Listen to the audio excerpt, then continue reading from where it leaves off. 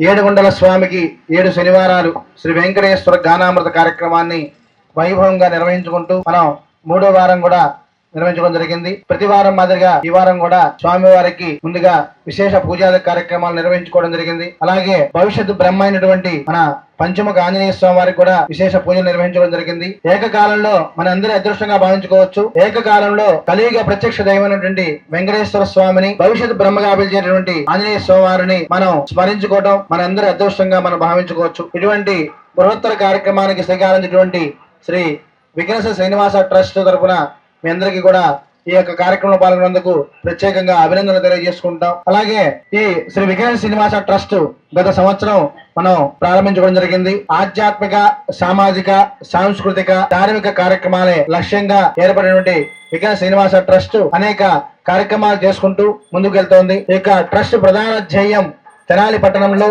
సుందర మనోహరంగా ప్రశాంత వాతావరణంలో కళ్యాణ వెంకటేశ్వర స్వామి ఆలయాన్ని ప్రధానంగా చేసుకుని నారాయణ అష్టాక్షరి దివ్యక్షేత్రంగా మనం రూపొందించుకోబోతున్నాము. ఈ యొక్క నారాయణ అష్టాక్షరి దివ్యక్షేత్రంలో ప్రధానంగా కళ్యాణ వెంకటేశ్వర స్వామి ఆలయంతో ఉంటుంది. అలాగే నారాయణ అష్టాక్షరి మహాస్తూపాన్ని కూడా మనం భారతదేశంలోనే తొలిసారిగా తెనాలి పట్టణంలో మనం ఏర్పాటు చేసుకోవడం మన అందరి అదృష్టంగా మనం భావించుకోవచ్చు. అంతేకాకుండా గోశాల, నిత్య సుదర్శన హోమశాల, తెనాలి పట్టణంలోనేటువంటి అనేక దేవాలయాలు ఉన్నాయి.